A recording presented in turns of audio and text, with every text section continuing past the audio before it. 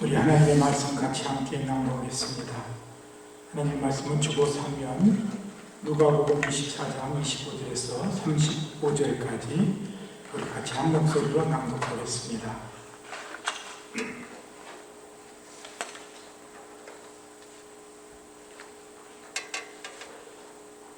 가라사대 미련하고 선지자들의 말한 모든 것을 마음에 들이 믿는 자들이요, 그리스도가 이런 고난을 받고 자기의 영광에 들어가야 할 것이 아니냐 하시고, 이에 모세와 및 모든 선지자의 글로 시작하여 모든 성경에 쓴 바 자기의 관한 것을 자세히 설명하시니라. 저희의 가는 촌에 가까이와 가려는 것 같이 아니하시지. 저희가 강건하되 우리와 함께 유하사이다. 때가 저물어 가고 날이 이미 기울었나이다 하니, 이에 저희와 함께 유하려 들어가시니라. 저희와 함께 음식 잡수실 때 떡을 가지사 축사하시고 떼어 저희에게 주시매, 저희 눈이 밝아져 그 인절 바라보더니 예수는 저희에게 보이지 아니하니라. 저희가 서로 말하되 길에서 우리에게 말씀하시고 우리에게 성경을 풀어주실 때 우리 속에서 마음이 뜨겁지 아니하더냐 하고, 곧 그 시로 일어나 예루살렘에 돌아가보니 11 사도와 및 그와 함께한 자들이 모여 있어 말하기를, 주께서 과연 살아나시고 시몬에게 나타나셨다 하는지라. 두 사람도 길에서 된 일과 예수께서 떡을 떼심으로 자기들에게 알리신 것을 말하니라. 아멘. 시간에는 특송 하나님이 나를 찬양하겠습니다.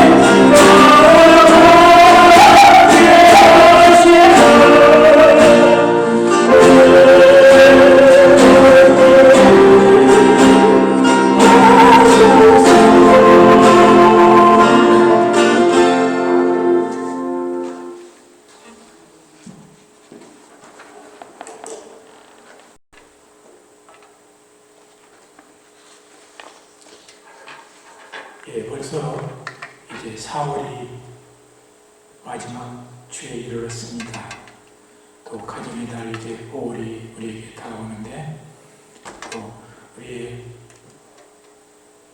봄을 맞이해서 마음을 더욱 밝게 또 희망찬 그런 모습으로 함께 우리가 신앙생활을 했으면 합니다.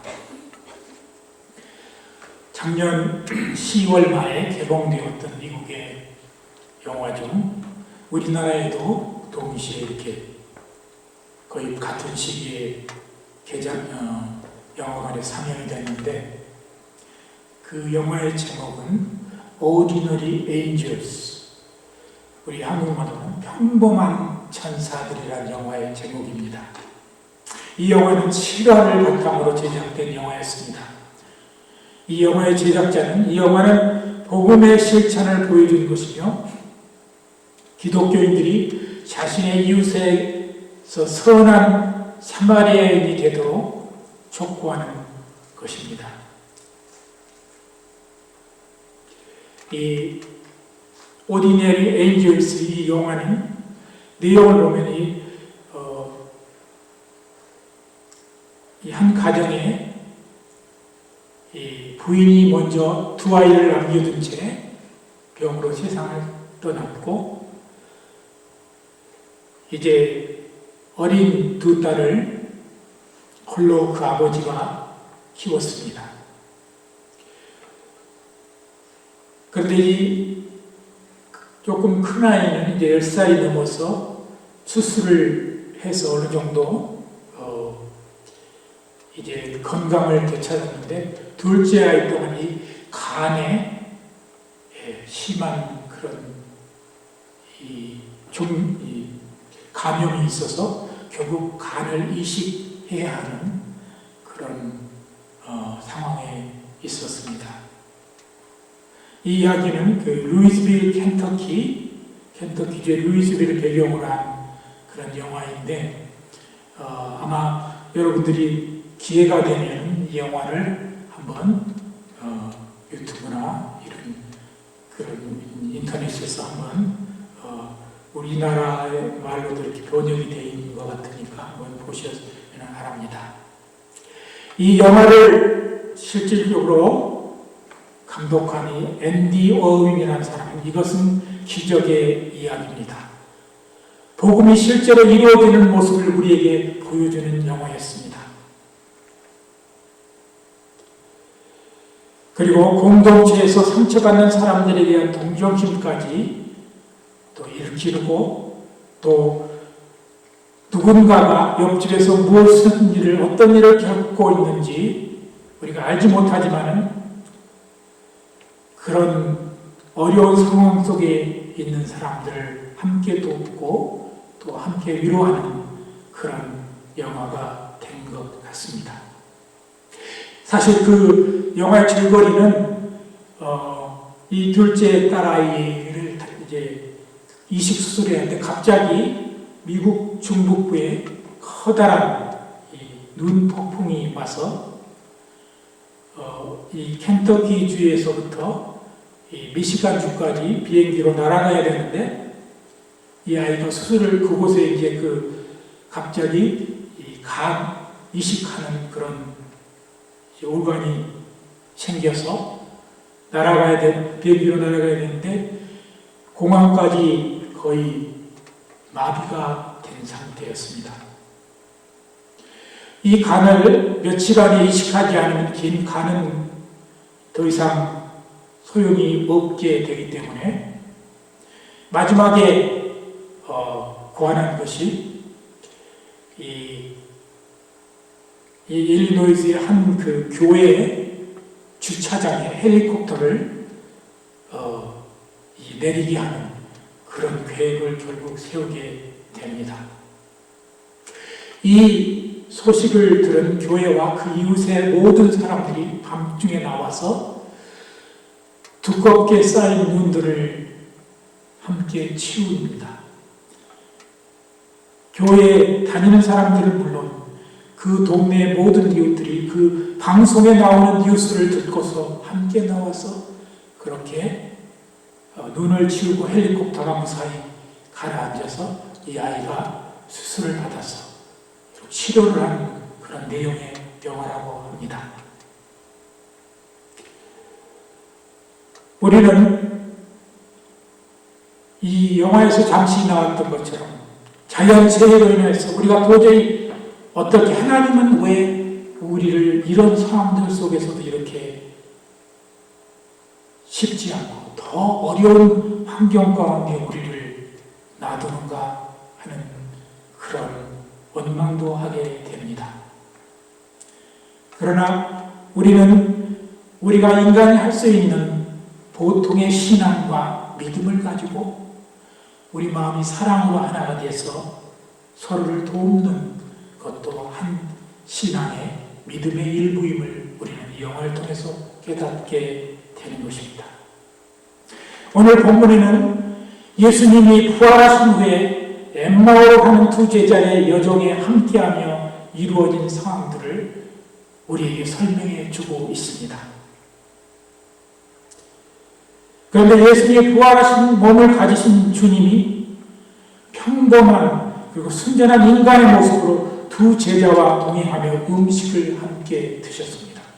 그리고 떡을 떼어 축사하시고 나누어 주실 때 비로소 두 제자가 예수님인 줄 알아보았습니다. 오늘 이 말씀 속에서 우리는 우리 그리스도인들에게 나타난 몇 가지 평범한 주의 은혜들을, 보통의 은혜들을 발견할 수가 있는 것입니다. 첫 번째는 그리스도를 통해 나타나는 은혜는 평범한 일상적 삶 속에서 나타납니다. 본문에서 부활하신 영광스럽고 존귀한 명체로 주님이 제자들에게 나타나는 것이 아니라 엠마오로 터덜터덜 걸어서 내려가는 한 사람의 이름은 글로바라고 나와 있는데 그 제자들과 함께 길을 걷고 식사를 나누고 또 성경을 풀어 가르치신 그런 지극히 우리와 같은 일상적인 그리스도인의 삶을 보여주셨습니다. 우리가 깊은 영적인 체험을 하고 또 아주 기적적으로 나타나는 은사를 가지고 교회 봉사하는 것도 중요하지만 자신의 평범한 순간순간 생활 속에서 주님과 함께 동행하며 보통의 은혜를 받는 것 더욱 중요한 것입니다.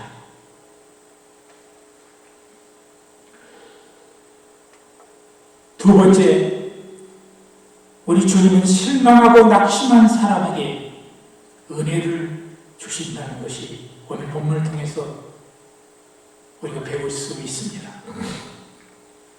17절 보니 예수께서 이르시되 너희가 길 가면서 서로 주고 받고 하는 이야기가 무엇이냐 하시니 두 사람이 슬픈 빛을 띠고 머물러 서더라 하였습니다. 엠마오로 가는 제자들은 돌아가신 선생을 생각하며 슬픔에 잠겨 있었습니다.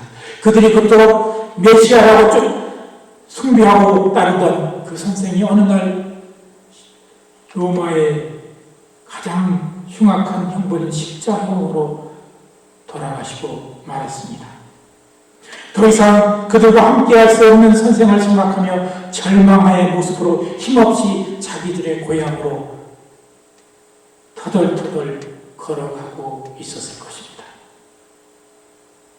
그런데 주님은, 부활하신 그 주님은 이 땅에 40일간 계신데 아마 40일간 계시는 동안 여러 가지 11제자나 또 다른 그런 주님을 따르는 사람들에게 전해줘야 할, 보여줘야 할 것도 많으신데 시간을 내서 엠마오로 가는 실망 속에 잠겨있는 이 두 제자에게 찾아오셨다는 사실을 우리는 알아야 하는 것입니다. 우리 주님은 저녁에 같이 그들과 주무시면서까지 그들과 동행한 그런 평범한 일상 속에서 함께했던 그런 우리 주님의 모습을 볼 수가 있습니다. 아니, 우리의 친구이신 예수님의 모습을 우리는 볼 수 있었습니다. 우리가 주님을 만나면서 어떤 큰 변화나 위대한 능력 받기를 기대하기보다 내 삶의 친구처럼 그리고 위로가 되어주시는 우리 주님을 우리는 만나야 하는 것입니다. 세 번째, 오늘 본문을 통해서 우리가 얻을 수 있는 교훈은 예수님은 평범한 제자들을 잊지 않으시고 평범하게 찾아오셨을 것입니다. 이 누가복음은 특이하게 부활하신 다음에 막달라 마리아와 예수님의 어머니 마리아를 비롯한 여인이 무덤에 가서 아무것도 보지 못하고 단지 천사의 얘기만 듣고 온 다음에 그 다음에 제자들의 얘기로 넘어가는 것이 아니라 바로 엠마오로 내려가는 그 두 제자의 겨우 이름 한 사람의 이름 겨우 언급한 그런 그 두 제자에게 우리 주님은 찾아왔다는 사실을 우리는 생각해 보게 되는 것입니다. 특별히 이 누가복음은 누가가 기록했는데 신약 성경을 기록한 기록자 중에서 바울 다음으로 많은 본문을 기록한 이 누가가 특별히 제자들의 복음, 부활하신 주님의 만나는 모습을 언급하기 전에 엠마오로 가는 평범한 두 제자의 얘기를 먼저 쓰고 있다는 사실을 우리는 잘 생각해 보아야 하는 것입니다. 우리 주님은 우리가 가장 평범하다고 생각하고 보통의 삶을 살다고 생각했을 때 때로는 우리가 교회 안에서도 남에게 나타나는 그런 위치, 남을 인도하는 그런 위치에 있지 아니하고 그저 교회 안에서 조용히 봉사하고 예배에 참여하고 그리고 신앙생활을 그저 이름 없이 빛도 없이 하는 것이 때로는 우리 자신 스스로 낙심될 때도 있고 소외감을 느낄 때도 있습니다. 그러나 오늘 본문을 통해서 우리에게 확실하게 주는 교훈이 있는데 그것은 우리 주님은 우리가 가장 평범하고 가장 소박한 신앙생활을 하는 그 사람도 잊지 아니하고 그렇게 친히 찾아오시고 은혜를 주신다는 것입니다. 대개 교회에서 큰 책임이 있고 또 드러나는 일을 하는 사람은 대개 저부터 보면은 내가 해야 되는 의무 때문에 교회에 어쩔 수 없이 오는 경우도 있습니다. 그래서 저는 우리 성도들을 생각해 보면서 나는 굉장히 의무감 때문에 이렇게 교회로 오지만 우리 성도들은 조그마한 교회에 와서 한 자리를 지키기 위해서 하나님의 말씀을 그래도 부족한 목회자에게서 듣기 위해서 조용히 와서 자리를 지키고 또 찬양을 함께 하고 이름 없이 빛도 없이 봉사를 하는 그런 상황들을 보면서 이 시대에 어쩌면은 그런 교인들을 하나님은 더 귀하고 소중하게 여긴다는 사실을 우리는 깨달을 수 있는 것입니다. 네 번째로 우리 주님이 우리에게 커다란 우리 삶 속에서 보통의 은혜를 주시는데 그것은 말씀을 깊이 묵상할 때 우리에게 뜨거운 심령의 마음을 주며 또 열정을 우리에게 허락하셔서 제자가 되게 하신다는 것입니다. 예수님이 부활하신 것을 믿지 못한 제자들을 꾸짖으시며 주님의 고난과 영광을 말한 선지자의 말을 믿으라고 예수님은 말씀하십니다. 이것은 예수님이 성경을 우리가 많이 묵상하도록 우리에게 보여주신 그런 예시라 볼 수 있습니다. 특별히 27절에 보면 말씀대로 이에 모세와 및 모든 선지자의 글로 시작하여 모든 성경에 쓴 바 자기에 관한 것을 자세히 설명하시니라. 이 엠마오로 가는 두 제자에게 이렇게 예수님께서 심혈을 기울여서 정성으로 그들을 이 모든 모세의 말, 모세와 및 선지자의 글은 대부분 완전한 구약 성경을 말하는 것인데 그 성경을 풀어서 그들에게 친히 가르치셨던 우리 주님의 모습을 보게 됩니다.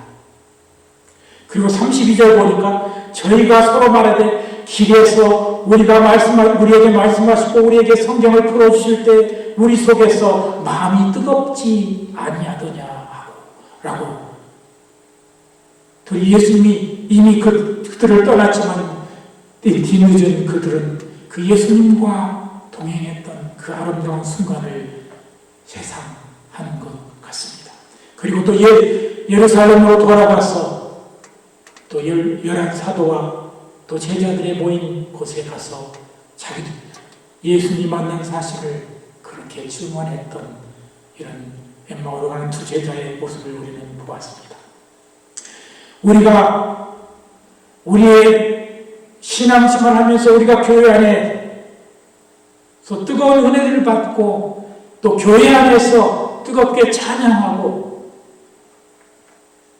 놀라운 그런 기적을 체험하는 그런 예배를 드리고 난 다음에 우리는 우리 삶 속에서 우리가 말씀을 묵상하고 그 말씀을 묵상함으로 말미암아 우리가 마음의 심령이 뜨거워져서 주님 안에서 다시금 일어서고 신앙의 열정을 가지고 더욱 열심히 주의 일을 하는 그런 성도들이 되어야 한다는 것입니다. 주의 말씀의 공부와 묵상을 통해 심령이 뜨거워지며 새로운 소망에 우리는 불타야 한다는 것입니다. 우리가 많은 사람들이 함께 있고 또 교회 안에서 뜨겁게 은혜를 나누고 그때에는 누구나 다 함께 영향을 받아서 뜨거워지고 열정적인 신앙을 가질 수 있지만 우리의 삶으로 돌아가서 우리는 새로운 여러 가지 hun명속을 직면하면서 우리는 낙심하기도 하고 또 우리의 사탄의 계교에 때로는 넘어져서 우리가 낙심 가운데 들어가기도 합니다. 우리가 이럴 때 하나님의 말씀을 묵상하고 그 말씀을 공부하면서 우리의 심령을 뜨겁게 달구어야 한다는 사실일 것입니다. 이제 말씀을 마치겠습니다. 요즘 많은 그리스도인들이 교회에서나 여러 가지 그들의 삶 속에서 자극적인 요소와 무슨 시원한 얘기, 좀 시원한 얘기 없어. 교회 안에서도 재밌는 얘기 없어. 자꾸 이런 것들을 찾아 나오는 경우가 생깁니다. 그리고 신기한 어떤 것을 바라보고 커다란 능력들이 자기의 주어질 것을 기대하며 우리가 신앙생활하는 사람들이 있습니다. 그러나 주의 참 성도는 주의 영으로부터 오는 보통의 은혜를 갈망하며 살아야 한다는 것입니다. 우리 주님이 40일 정도 세상에 계셨는데 그 바쁜 시간 가운데 이 엠마오로 가는 두 제자에게 시간을 내어서 친히 그들과 삶 속에 동행하면서 보통의 은혜, 평범한 은혜를 체험하도록 그렇게 해주셨다는 사실을 오늘 본문을 통해서 바라보면서 오늘 우리 믿음의 교회 성도들은 우리가 가진 조그마하고 소박한 은혜들을 항상 소중히 여기고 또 갈망하며 살아야 한다는 것입니다. 우리 삶 속에서 자그마한 것들로 은혜 주신 그 하나님의 은혜를 우리는 감사하며 기뻐하며 살아야 하겠습니다. 우리가 교회가 크지 못해서 많은 프로그램들을 만들지 못하고 또 영적인 더 각성운동을 많이 하지 못하지만 우리 속에서 하나님의 말씀에 대한 열망이 일어나고 우리의 삶 속에서 조그마한 일들 속에 성령께서 나와 함께 하시고 내게 역사하신 그 성령의 은혜들을 느끼면서 오늘도 살아가는 우리 성도가 되기를 원합니다. 그래서 한 매듭 한 대 매듭 짓고 삶의 발전을 이어가는 성장을 해가는 그런 성도들이 되시기를 원합니다. 우리 주님이 우리에게 풍부한 모든 것들을 기억하고 오늘도 내 삶 속에서 보통으로 주어지는 그런 은혜들에 대해서 감사하고 기뻐하고 찬양하는 성도들이 되시기를 예수 그리스도의 이름으로 간절히 기도드립니다. 기도합니다. 너희 안에 이 마음을 품으라. 곧 그리스도 예수의 마음이니. 하나님, 우리가 주님을 만나고 주님의 자녀가 된 이후에 우리가 너무 고귀한 것들, 너무 놀라운 것들, 너무 우리에게 귀중하고 시원한 것들을 갈구하면서 혹시 살지 않았는가. 이 시간 우리 자신들을 돌이켜 봅니다. 하나님, 내 삶 속에서 보통의 은혜지만 나 자신에게 은혜를 주고 주님을 향한 그런 감사가 넘치는 삶으로 우리를 변화시켜 주시옵소서. 주의 말씀을 많이 읽지는 못하지만 자그마한 부분을 읽고서도 내 마음이 뜨거워지고 주님을 향한 열정으로 가득하도록 우리를 그렇게 변화시켜 주시옵소서. 우리 믿음의 교회 성도들이 주님 안에서 아름다운 마음과 순수한 마음과 성령이 함께 하시는 열정으로 늘 변화되어가는 우리 성도들 되게 하여 주시옵소서. 감사드리며 예수 그리스도의 이름으로 기도드리옵나이다.